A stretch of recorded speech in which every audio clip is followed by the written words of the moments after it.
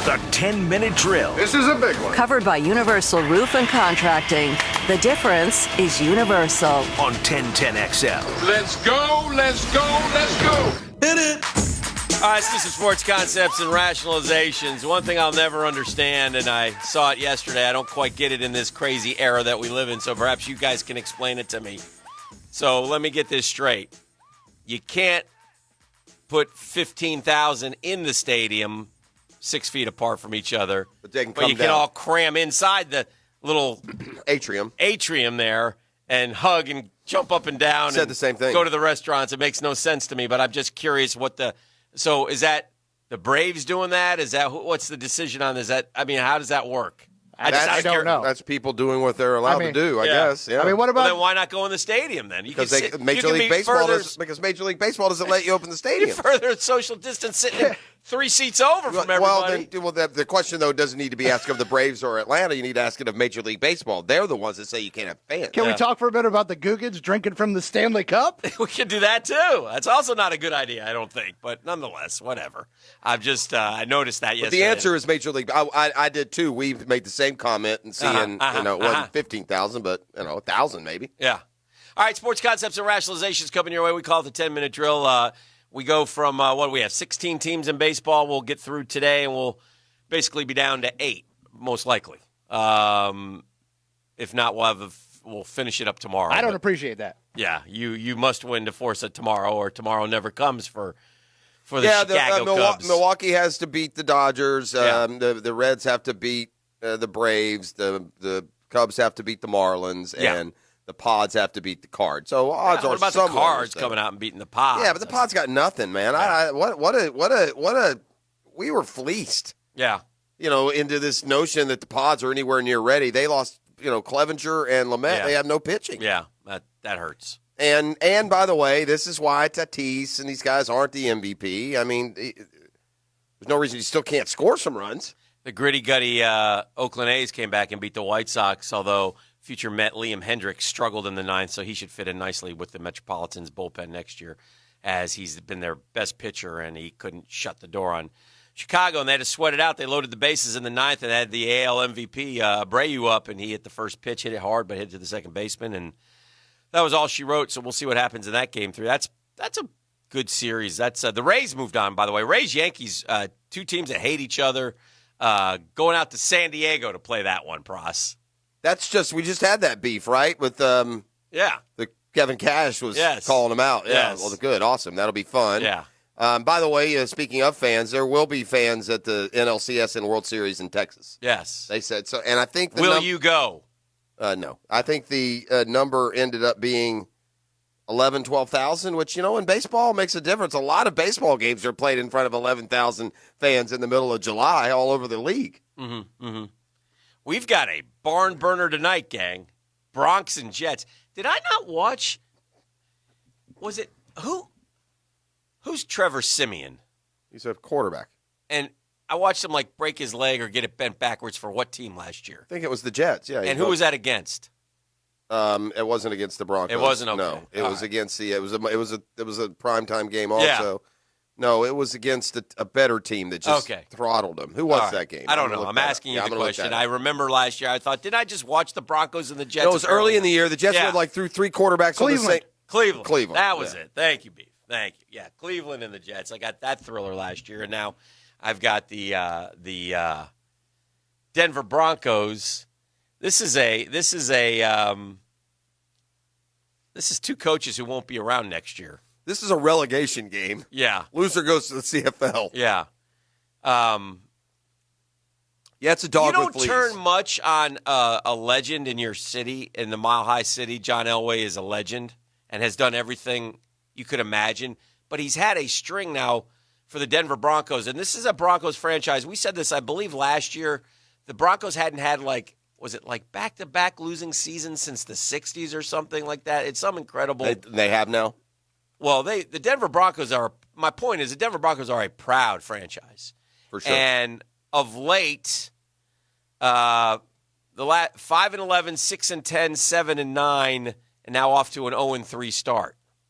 That would be 4 years. Well, they're not going to be 500 this year. Right. So my point is, Years previous, They're by the way, they're going to lose. I mean, 9-7, 12-4, 12-4, 13-3, 13-3, 8-8. Had a 4-12, then an 8-8, 8-8, 7-9, 9-7, 13-3, 10-6, 10-6. I mean, they win. The last time they went back-to-back losing campaigns, sub 500, before the last 71-72. Right. So my point is, there's a little bit of, we love Johnny Elway out there, but we're getting a little tired of this nonsense, John. And you haven't found us a dadgum quarterback. I wonder if the Bronx, if they lose a couple more and fall to 0-5, just put all their chips in on the table for TL. Well, that's hard because the guy there could be their next guy's hurt, and you're not finding out anything. Well, that's the breaks. Yeah, Petey's probably laying in the weeds there because he lives in Denver, just waiting for them to run out John and just slide in. Who? Manning. Oh, yeah, he did. That's right. The sheriff might be in.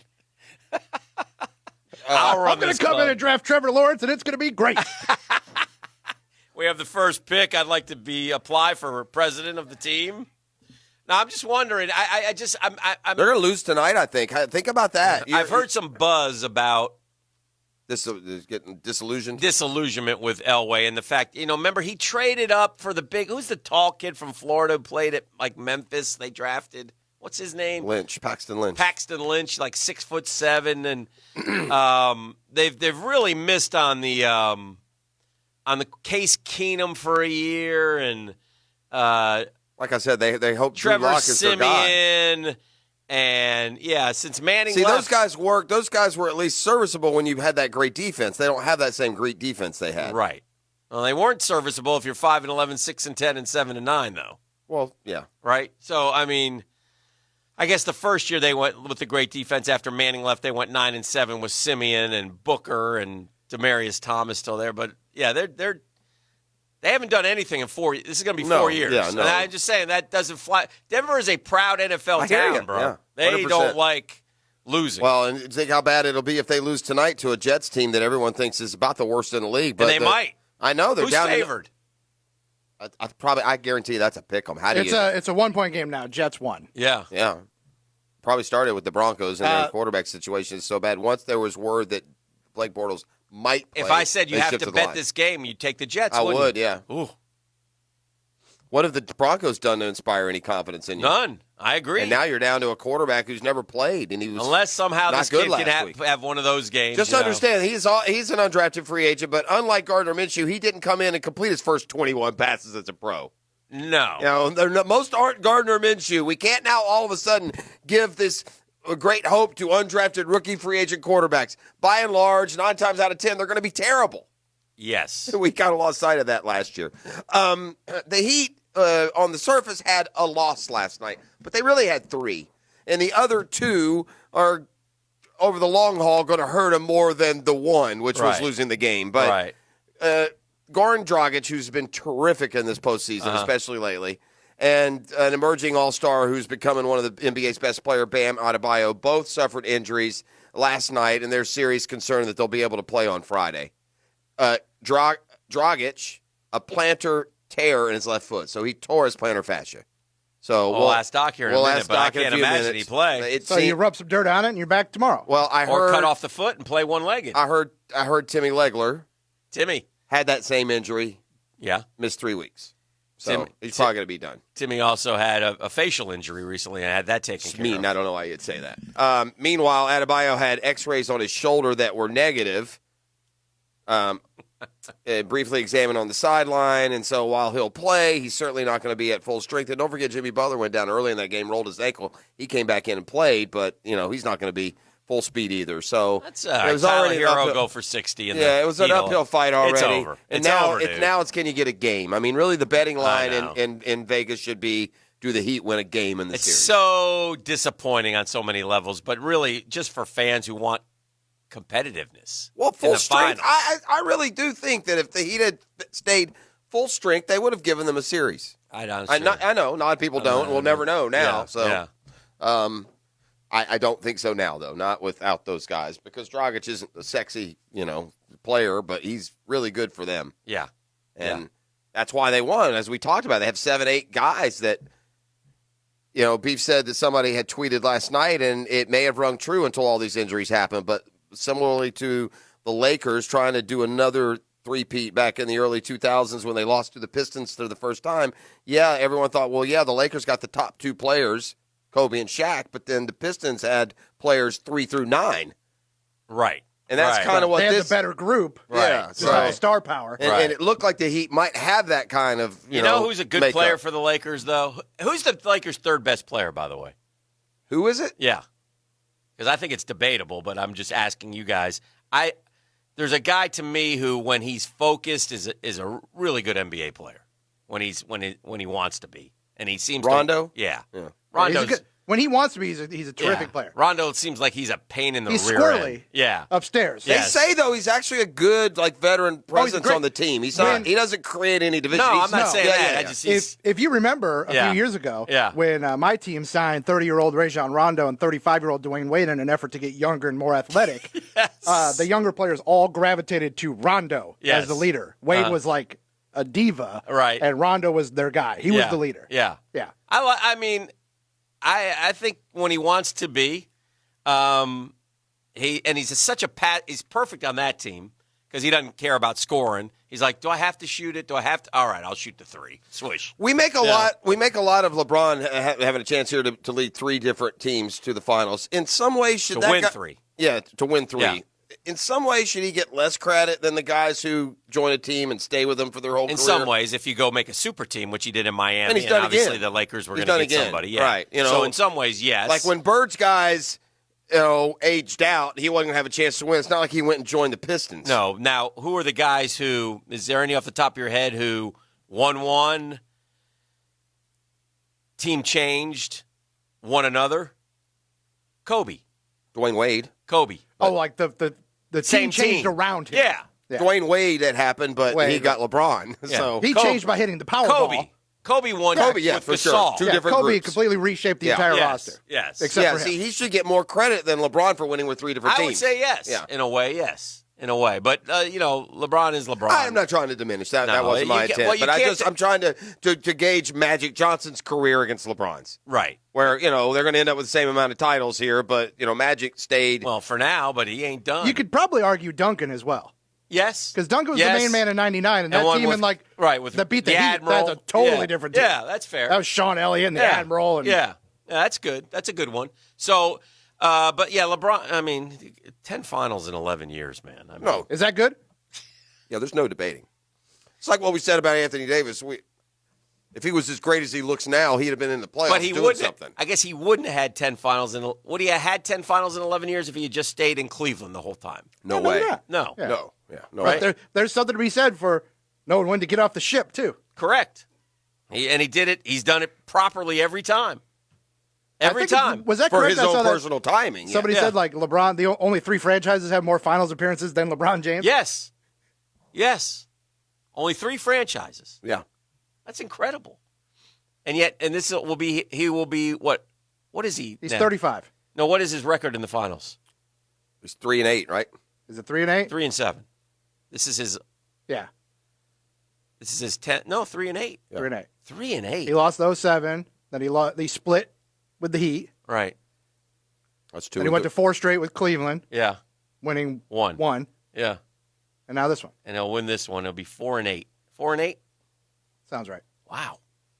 Pretty impressive.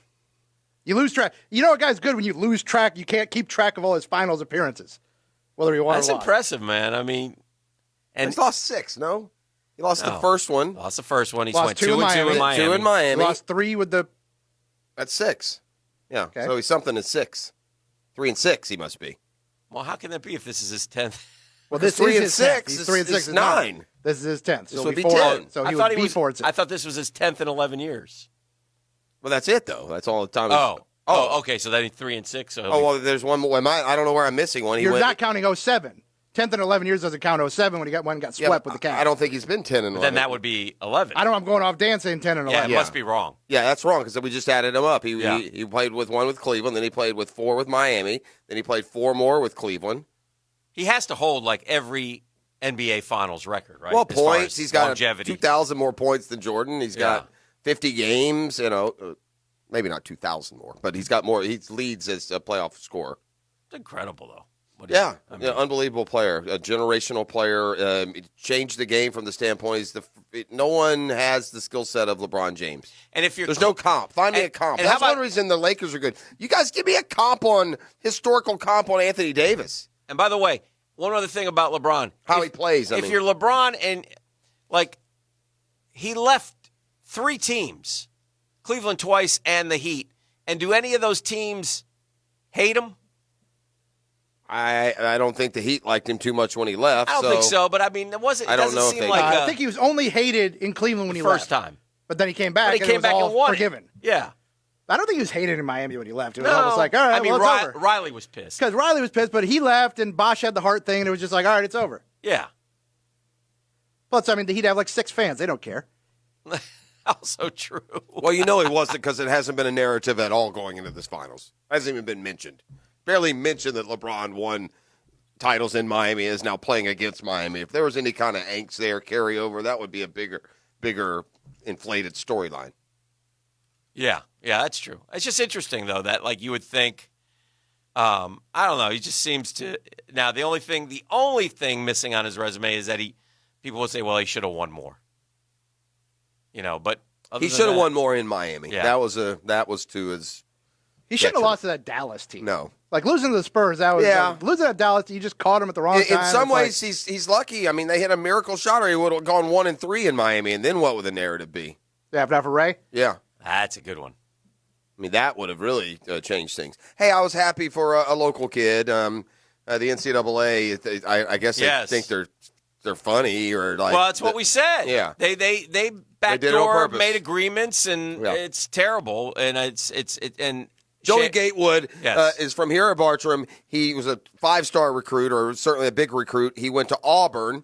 Couldn't win the political or on-field battle against Bo Nix, so decided he wanted to transfer, and he was going to go to Kentucky. Well, rather than get instant eligibility, somehow, sneakily, the NCAA didn't make its final decision until after Auburn and Kentucky played to start the year. I don't believe that. I believe they made the decision. Correct. They told the SEC. The SEC said, well, yeah, that's fine, but wait till after the Auburn game. Yeah, either way. Because we have a gentleman's agreement, because Auburn was okay with you going in the conference, but don't play against them. Would he have played on Saturday? You watched that game. I didn't watch it. I didn't watch mine. Okay. I was watching the Gator game.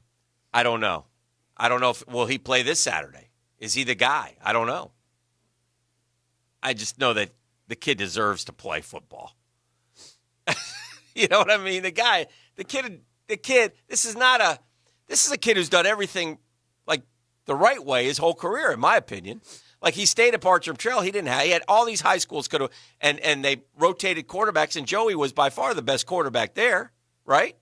And so, to their credit, they kept him. He enjoyed it. Nothing wrong with that.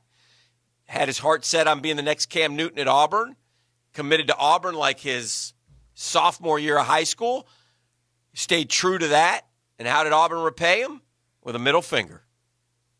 They didn't really give him a chance to compete, but they didn't give him a chance. That's all I'm saying. Sometimes it takes a while.